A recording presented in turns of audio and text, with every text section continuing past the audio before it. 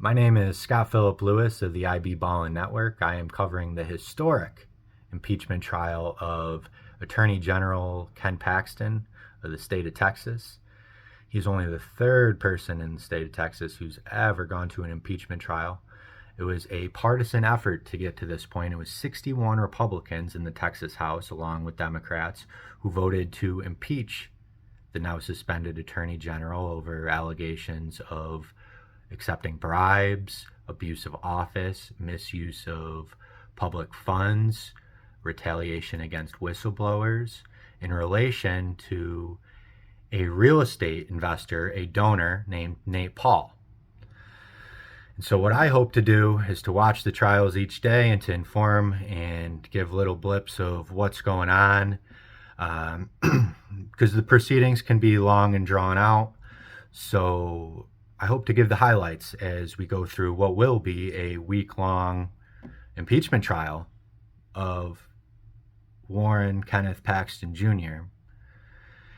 And so, without further ado, I think it's important to know exactly what the articles of impeachment are. And so I'm just going to read them off one by one and get into highlights of what happened during day one. And as time goes on here, dive deeper into the articles of impeachment, the allegations, and the evidence as it is shown through witnesses. There was one witness that went on day one. There were opening statements, votes on pretrial motions. The presiding judge in the impeachment trial is Lieutenant Governor Dan Patrick. So that is an interesting aspect. The Attorney General is represented by none other than Tony Busby versus Rusty Hardin on the other side, who is the lead prosecutor, leading the arguments for the charges and claims, the articles of impeachment against Ken Paxton. So with that said, here are the articles of impeachment one by one. Let's read them off. Article 1, disregard of official duty, protection of charitable organization. Article 2, the disregard of official duty, abuse of opinion process. 3, disregard of official duty, abuse of the open records process. Article 4 is disregard of official duty, misuse of official information. Article 5, disregard of official duty, engagement of Brandon Kamek. 6 is the disregard of official duty, termination of whistleblowers. Article 7 is the misapplication of public resources, the whistleblower investigation and report. Disregard of official duty, settlement agreement is Article 8, using taxpayer dollars.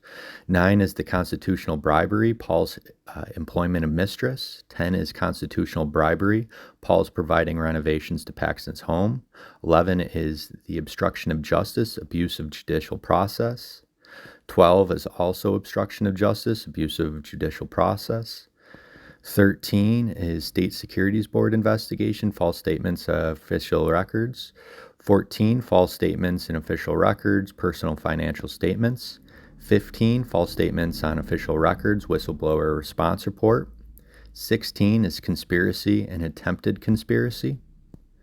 17 is the misappropriation of public resources. Article 18, dereliction of duty. Article 19, unfitness for office. And last but not least, we have Article 20, abuse of public trust. Next, they counted the yeas and the nays regarding pretrial motions submitted by Ken Paxton's team that were voted on by state senators, except for Angela Paxton, who did not recuse herself, but it was voted upon that she can be there, but she can't participate in proceedings in any way, including the votes on pretrial motions. They had to vote, the state senators voted on motions to dismiss individually on the articles of impeachment. Each article had to be voted on individually for the most part. So it took a little bit of time, but we got to see some consistency with who was voting to grant Ken Paxton's motions, and none of which ultimately were granted, the ones that were voted on by state senators. But there were six state senators who consistently voted to grant Ken Paxton's motions. They were Tan Parker, District 12, Bob Hall, District 2, Lois Kolkars, District 18, Paul Betancourt, District 7, Brandon Creighton, District 4, Donna Campbell, District 25. Like I said, all of these motions that were voted on by state senators were denied. Most of the votes were 22-8, some 20-10, 24-6. It was never less than 6 because I believe that all these 6 senators voted to go and grant Ken Paxton's motions every time. After that, Dan Paxton had some motions to decide on that were still pending before the court, one of which was if Ken Paxton could testify at the impeachment trial. Tony Busby, Ken Paxton's attorney, was arguing that it was a criminal proceeding and he did not need to take the stand.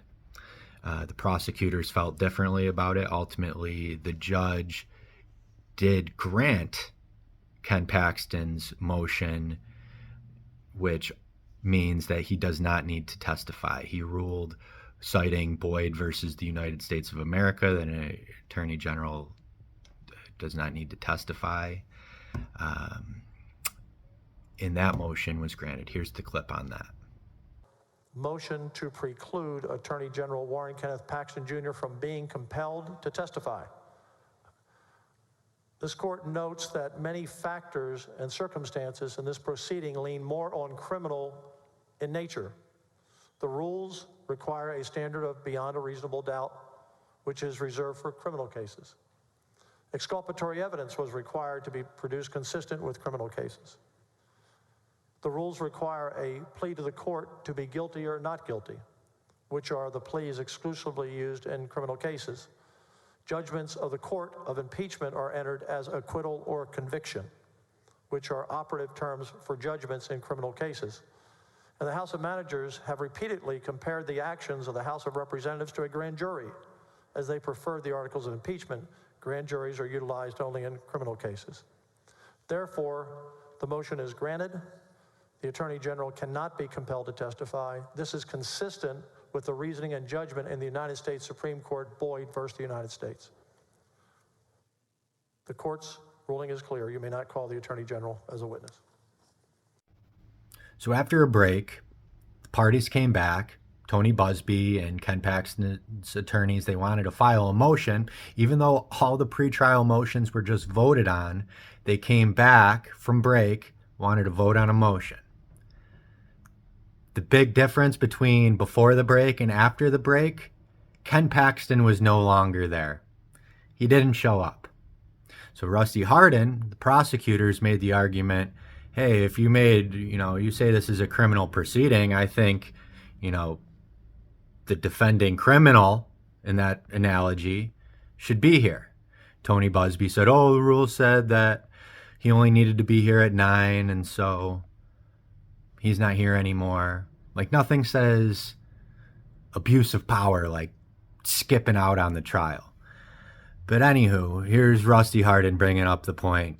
Yeah, this just doesn't make sense. And what are they doing? This is just ridiculous. Here it is.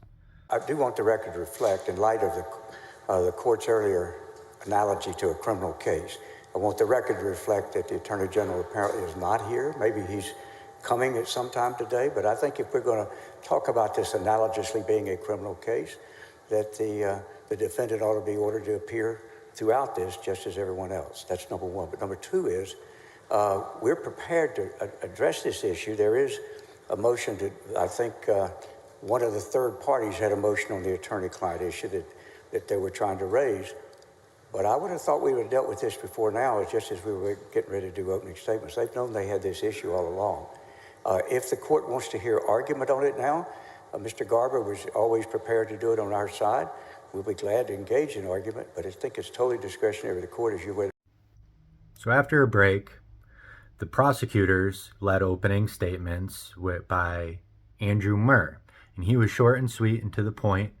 only used about 15 minutes of the 60 minutes that were given for opening statements to outline the evidence that they will lay out over the next few weeks, detailing the improprieties of how Ken Paxton used his office to intervene in matters to benefit a private citizen, Nate Paul. Nate Paul, of which, who was being investigated by the FBI. And that's actually what began Ken Paxton's dealings into helping Nate Paul, was this FBI raid on Nate Paul. So Andrew Murr did opening statements, and then Ken Paxton's team, Tony Busby, they used the entire time. He shared time with Dan Cogdell. He laid out how, and I'm going to lay out in more detail some highlights of this opening statement because I found it awfully bizarre.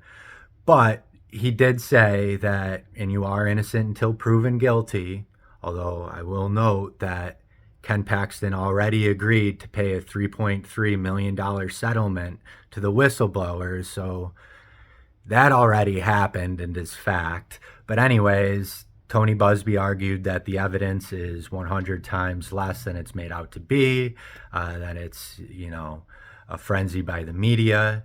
And Dan Cogdell kind of repeated the same message. He did use a funny line about being as dumb as a bucket of hair, which, I thought was kind of funny. But, if you needed a wig, a bucket of hair wouldn't have been that stupid. Just saying. But that's just totally sidebarred.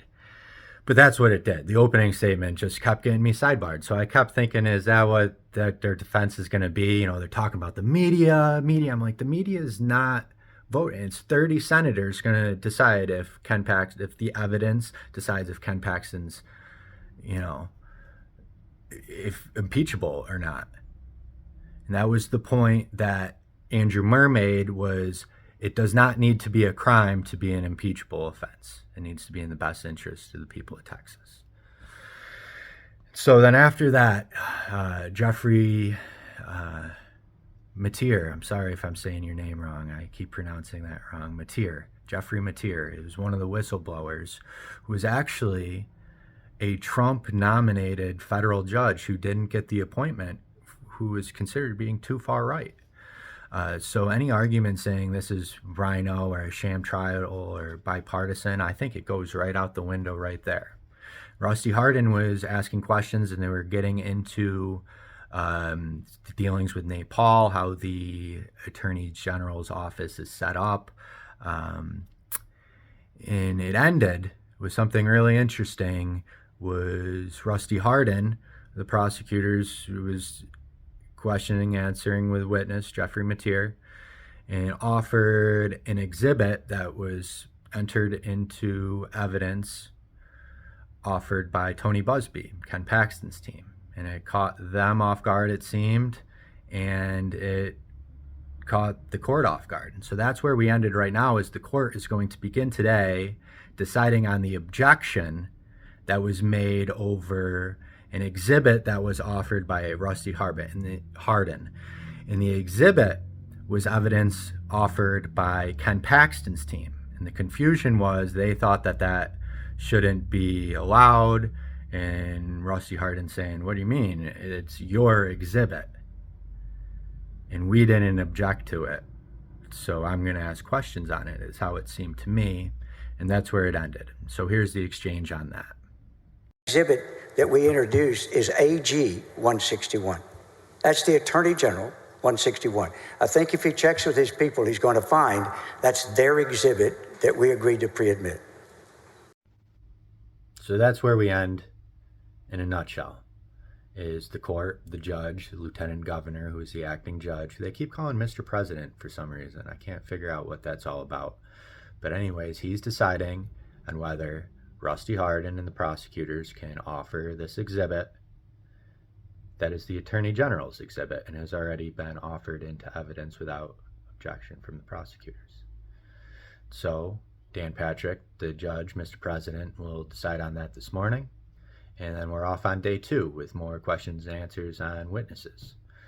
And so if you liked the video, hated it, whatever, leave a comment, do that whole YouTube thing so I can try to, get this out to as many people as possible. All I'm trying to do is try to inform the public over something that truly is historic. It's the first ever Attorney General to be impeached in Texas, only the 3rd person ever there, like I've mentioned earlier. And the allegations are huge. This is a big deal, and no one's above the law. No one's above the law.